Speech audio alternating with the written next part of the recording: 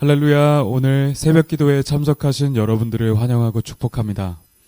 오늘 주시는 하나님의 말씀은 마태복음 9장 14절부터 17절 말씀입니다.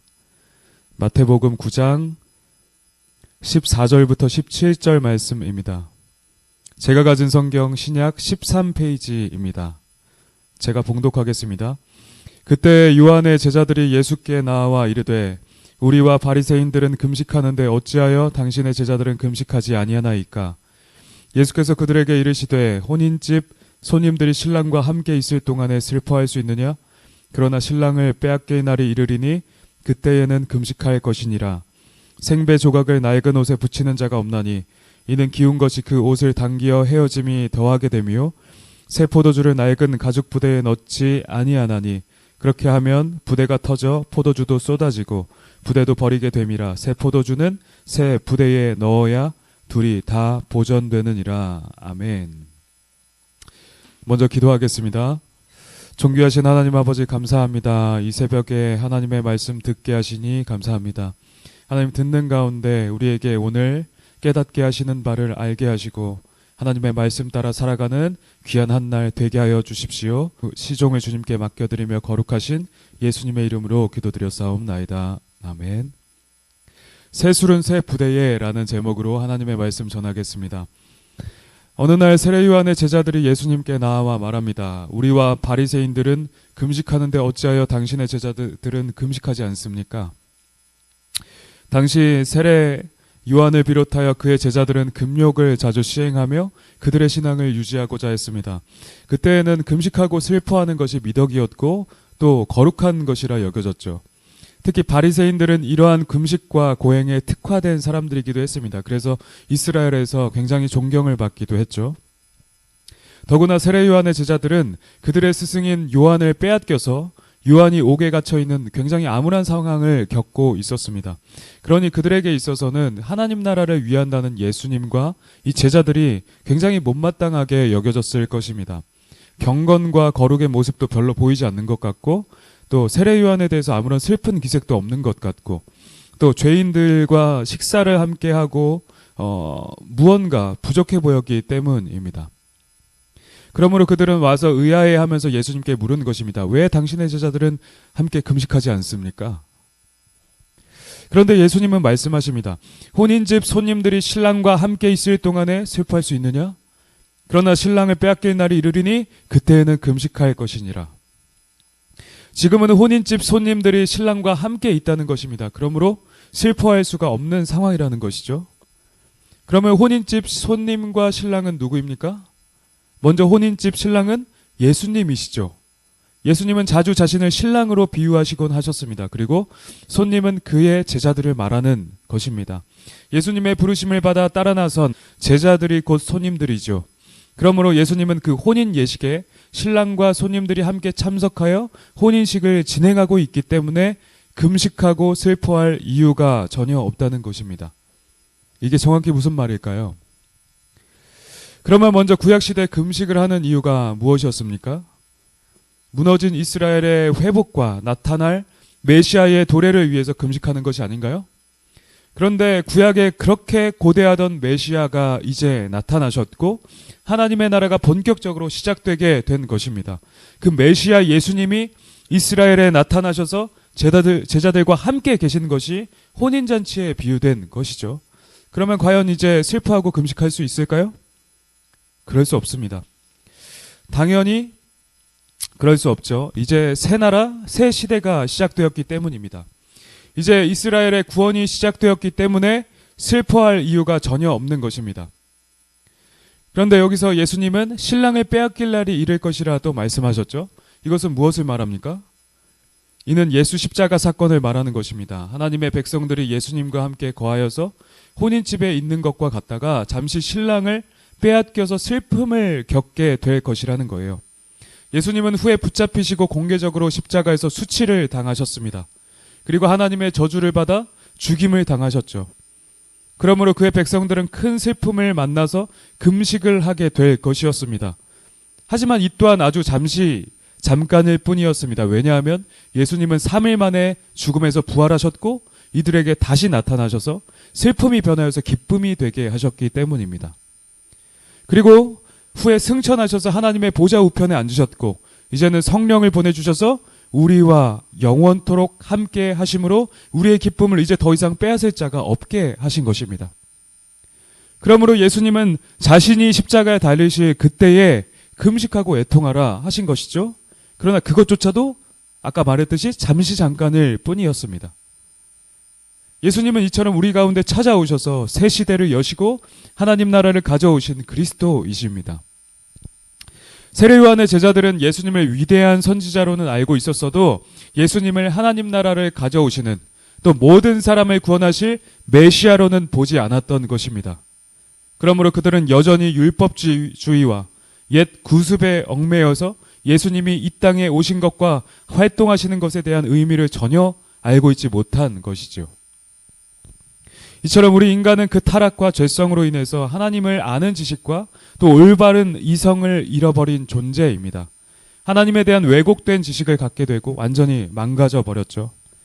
그러므로 하나님과 그분의 하시는 모든 일들을 우리의 이성으로는 도저히 알 수가 없는 것입니다.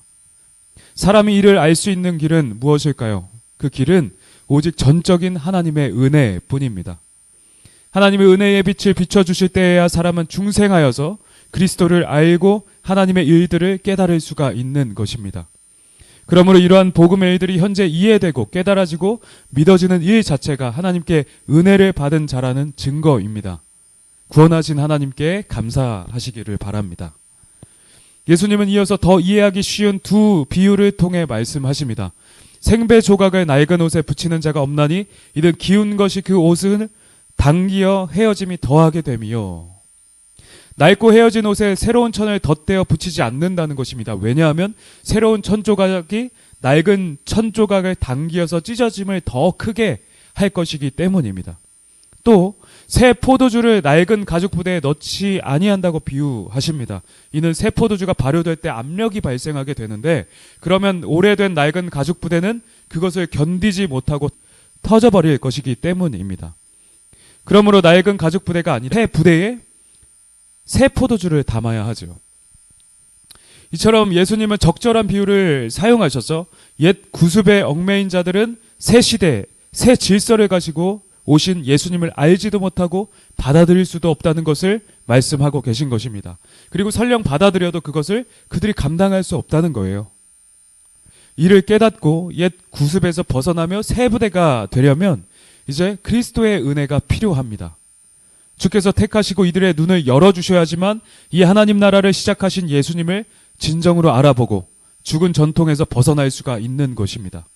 사람이 구원으로 나아가려면 오직 은혜가 필요합니다.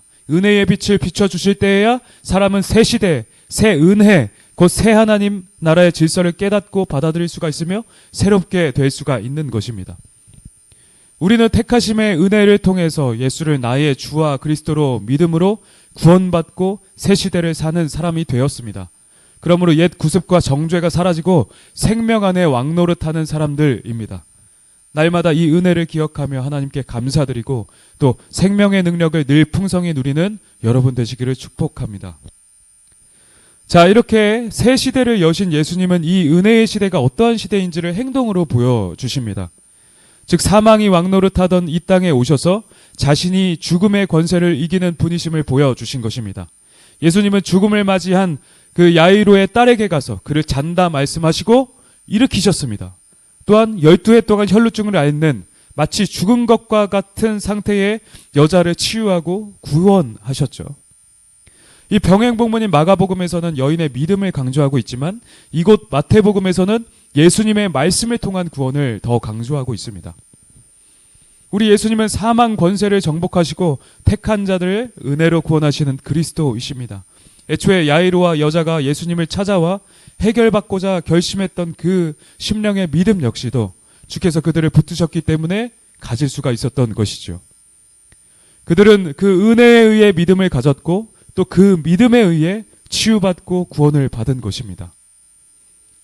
이처럼 우리 예수님은 은혜의 새 시대를 여시고 사망을 정복하시며 구원을 베푸는 구원자이십니다. 예수님은 우리에게 은혜를 주시사 그 자신을 알게 하시고 믿어 구원받게 하시며 이제 하나님과 그 나라를 위해 살아갈 수 있게 하는 분이시지요. 우리는 그 주신 은혜에 감사하면서 새 시대의 백성으로서 합당한 삶을 살아가야 마땅할 것입니다. 여러분은 예수님이 사망을 정복하셨고 지금 새 시대를 시작하셨으며 우리를 영원으로 이끌어 가실 분이심을 마음의 진정으로 믿으십니까? 때때로 우리의 죽은 것 같은 상황과 완전히 끝나버린 것 같은 모든 여건 가운데 여러분들은 어떻게 반응하고 계십니까? 우리 예수님을 친히 찾아오셔서 그 죽은 상황을 완전히 역전하시고 새롭게 하실 능력을 갖고 계신 분이십니다. 왜냐하면 그분은 만왕의 왕이시요 만주의 주이시기 때문입니다. 예수님은 사람의 모든 비천과 궁핍, 질병, 가난, 죽음, 슬픔, 낭망, 좌절, 공허와 절망 가운데로 걸어 들어오셔서 그 모든 문제를 해결하는 분이십니다.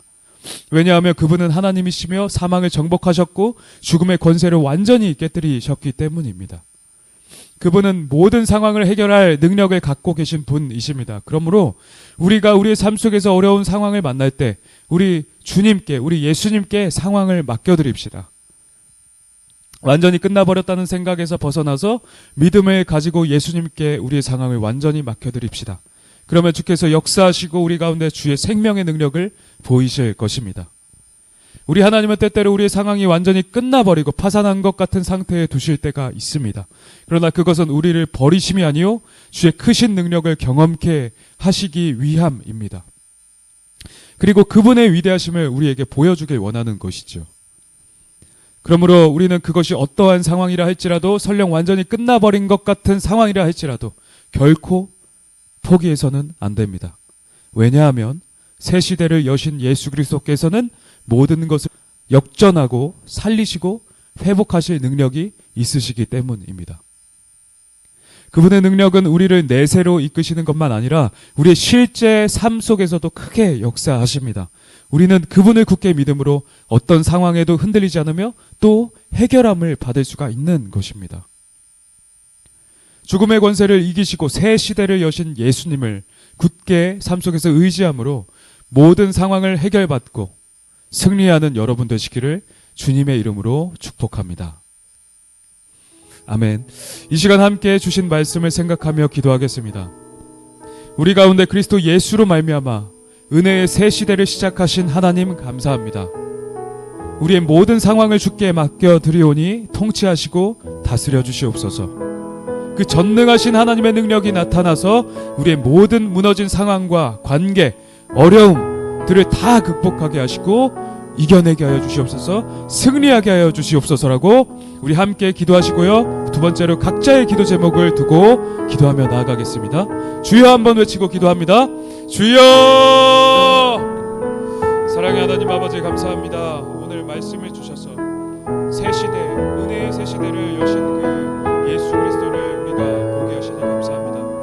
우리의 모든 고난과 환난 가운데 찾아 들어오셔서 우리를 구원하시고 우리를 통치하시며 우리의 그 모든 상황을 해결하시는 그 죽음의 권세를 깨뜨리신 그 예수님, 우리가 그 예수님을 의지하며 나아갑니다. 하나님, 우리의 모든 상황을 해결하시고 그 내세를 권하신 그 성령의 능력만 아니라 우리의 모든 상황을, 모든 어려움을 이기게 하시고 승리케 하시는 그 하나님을 의지하며 나아가오니 주여 그 모든 상황을 역전케 하시고 회복케 하시고 승리케 하여 주옵소서. 모든 은혜 감사드리며 예수님의 이름으로 기도드립니다.